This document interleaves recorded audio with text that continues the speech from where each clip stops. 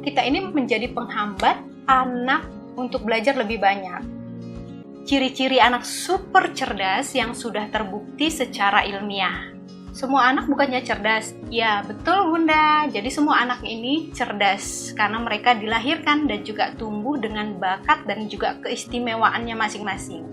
Jadi sebenarnya tidak ada anak yang tidak cerdas. Jadi setiap anak itu sebenarnya unik, memiliki perbedaan. Jadi tidak bisa dibandingkan satu dengan yang lain karena tipe kecerdasan atau bakat dan juga keistimewaannya bisa berbeda-beda. Jadi benar semua anak itu cerdas, tapi Bunda tidak bisa kita pungkirin juga ya bahwa pada kenyataannya sebagian kecil anak sudah terlahir ataupun memiliki keistimewaan di atas rata-rata. Dalam arti bisa disebut dengan anak yang jenius. Nah, menurut teori psikologi, bahwa anak yang kecerdasan di atas rata-rata ini ciri-ciri atau tanda-tandanya sudah bisa terlihat pada saat ia masih kecil. Bahkan beberapa tanda atau ciri ini bisa terlihat ketika ia masih bayi. Nah, apa saja sih ciri-ciri anak yang memiliki kecerdasan di atas rata-rata ini? Nah, tonton sampai habis ya, dan jangan lupa juga untuk like, komen, dan juga subscribe. Ciri yang pertama adalah memiliki tingkat fokus yang tinggi. Anak yang jenius memang rata-rata memiliki tingkat fokus atau konsentrasi yang tinggi. Nah, mereka mampu menyelesaikan aktivitas atau pekerjaan mereka tanpa terpengaruh kondisi di sekitar mereka. Mereka ini tipe yang tidak mudah dialihkan atau teralihkan, atau mungkin tidak mudah tergoda ya dengan situasi atau lingkungan, apalagi ketika fokus. Dan mereka juga mampu berkonsentrasi secara intens dalam waktu yang cukup lama. Ciri yang kedua adalah sering penasaran atau memiliki rasa ingin tahu yang tinggi. Nah, anak super cerdas ini atau anak yang jenius ini memang selalu ingin mencari jawaban atas rasa penasaran mereka. Nah, rasa penasaran inilah yang memiliki peran besar terhadap perkembangan kognitif mereka. Nah, rasa penasaran ini juga yang memicu mereka belajar lebih banyak dan lebih keras daripada orang lain. Nah, hal ini yang menyebabkan mereka memiliki kecerdasan di atas rata-rata. Nah, penasarannya mereka bisa bertanya secara beruntun dan juga berulang. Ya, dan kadang-kadang pertanyaan mereka ini juga sulit untuk dijawab atau dijelaskan. Nah, ini yang membuat orang tua kadang-kadang merasa jengkel atas pertanyaan-pertanyaan mereka. Padahal ini terdorong dari rasa penasaran atau ingin tahu mereka yang cukup besar. Contoh lain yang kadang bukan hanya membuat orang tua jengkel, tapi ini bisa membuat orang tua marah ya, ketika mereka merusak atau membongkar mainan mereka, ataupun membuat suasana atau rumah berantakan. Nah, sebenarnya mereka ini bukan karena nakal ya Bun, tapi rasa penasaran mereka yang mendorong mereka melakukan hal tersebut. Jadi sebenarnya tanpa kita sadari ketika mereka bertanya, kemudian membongkar atau merusak mainan, atau mungkin berantakin rumah, ini sebenarnya mereka sedang tahap belajar atau mencari tahu.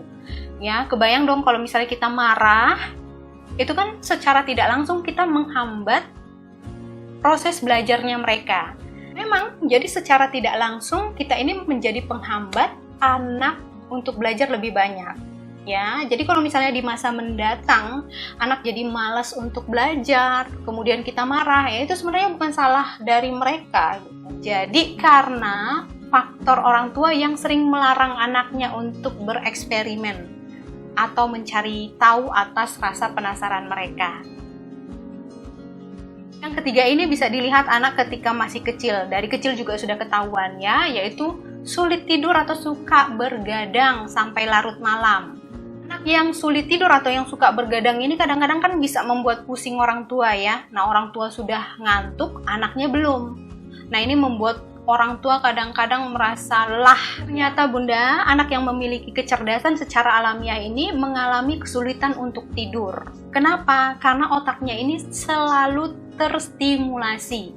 Nah, mereka memiliki ide-ide yang luar biasa yang selalu berputar-putar di otaknya. Jadi ada saja tingkahnya atau kelakuannya. Ya, kadang-kadang yang membuat kita menggelengkan kepala. Yang super cerdas atau jenius ini ya tidak jarang memilih jam-jam belajar yang ganjil. Jam-jam belajar yang ganjil ini maksudnya adalah jam-jam yang tidak biasa ya dilakukan orang pada umumnya untuk meningkatkan kreativitas mereka ataupun tingkat kejeniusan mereka. Hal ini juga didukung berdasarkan penelitian atau studi yang dilakukan oleh London School of Economic and Political Science, di mana mereka mengatakan atau menemukan bahwa seseorang yang memiliki kecenderungan tidur larut malam ini memiliki IQ yang lebih tinggi.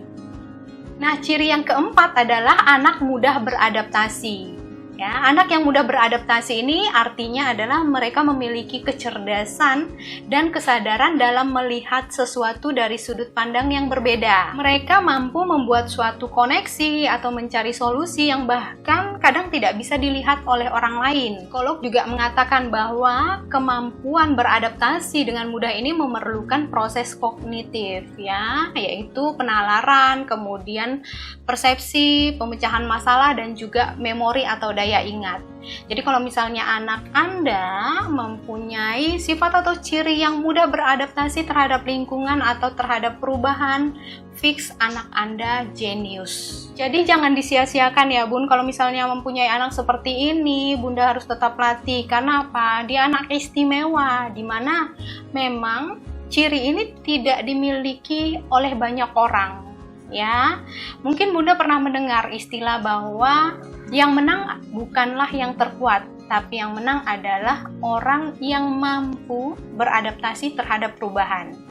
Nah, ciri yang kelima ini bisa kita lihat bahkan sejak bayi ya Bun, yaitu suka bermain sendiri. Anak yang memiliki IQ tinggi ternyata cenderung merasa puas ketika mereka bermain sendiri.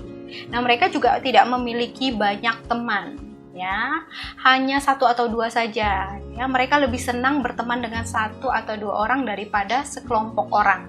Nah, hal ini juga sudah dibuktikan secara ilmiah, di mana penelitian dilakukan oleh Singapore Management University dan London School of Economics. Nah, mereka ini melakukan penelitian terhadap 15.000 orang yang mengikuti survei dan juga tes IQ. Nah, hasilnya adalah orang yang sangat cerdas akan semakin tidak bahagia jika mereka bersosialisasi. Dalam hal ini sebenarnya mereka bukan termasuk tipe orang yang suka menutup diri ya, ataupun tidak mau berbagi atau tidak memerlukan orang lain. Jadi sebenarnya bukan itu ya, mereka hanya merasa nyaman atau merasa senang ketika mereka menghabiskan waktu untuk sendiri. Ciri-ciri yang keenam adalah anak mempunyai daya imajinasi yang tinggi dan bakat seni. Anak yang memiliki kecerdasan tinggi ini biasanya daya imajinasinya agak berbeda dibanding dengan anak lain. Nah, daya imajinasi ini bisa tertuang dalam kreasi atau kreativitas, seperti menggambar, melukis, kombinasi warna, susunan balok, bisa bentuk lagu ataupun musik. Jadi ketika anak masih kecil dan Bunda sudah mendapatkan ataupun menemukan minat dan juga bakat mereka yang menonjol, nah Bunda harus kembangkan. Ciri anak jenius yang ketujuh adalah sangat aktif, seolah-olah tidak pernah kehabisan energi.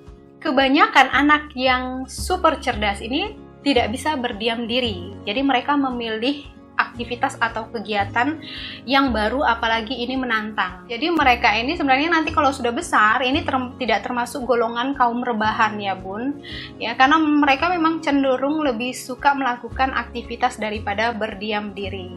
Ya. Nah, namun jangan salah paham ya Bun, untuk yang sangat aktif maksudnya di sini adalah bukan hiperaktif ya. Karena anak aktif dan juga hiperaktif itu berbeda. Kalau hiperaktif itu biasanya anaknya cenderung tidak sabar, agresif, dan sulit untuk fokus.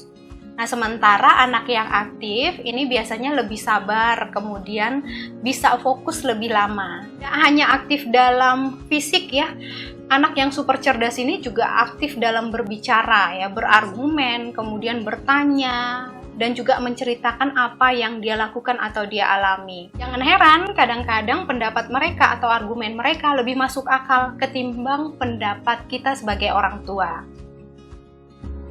Nah, ciri-ciri yang ke-8 ini adalah anak sering merasa cemas. Nah, ciri yang ke-8 ini agak sedikit mengkhawatirkan ya Bun ya. Hal ini juga pernah diteliti ya Bun di jurnal Intelligence, di mana mereka menemukan hasil, yaitu orang yang jenius atau memiliki IQ yang tinggi melaporkan lebih banyak diagnosis gangguan suasana hati dan kecemasan daripada yang memiliki IQ rata-rata. Nah, kecemasan yang terjadi ini akibat dari mereka memikirkan segala sesuatu dan mereka mencoba untuk mencapai kesempurnaan. Jadi mereka melakukan apapun itu hasilnya harus sempurna. Kecemasan mereka juga berlaku terhadap hal-hal yang kecil. Misalnya pada saat mereka melakukan kegiatan ataupun melakukan suatu karya, nah, mereka takut akan hasilnya.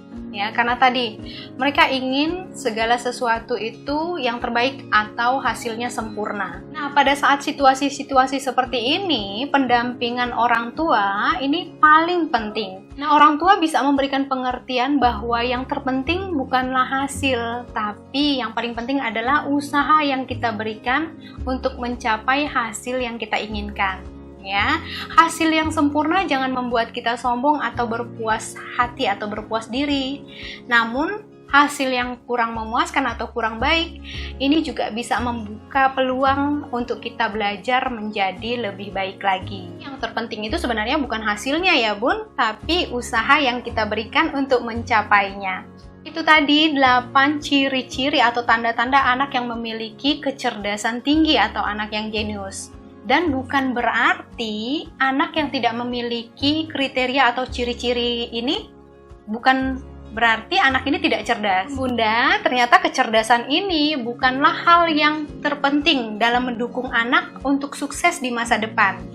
Ada sebuah penelitian yang dilakukan oleh Thomas J. Stanley. Nah, dia adalah seorang penulis dan juga teori ahli bisnis ya. Dia melakukan penelitian untuk mengetahui hubungan antara tingkat IQ seseorang terhadap kesuksesan. Teori ini dilakukan di Amerika terhadap 1001 responden dan 733 responden ini adalah miliuner semua.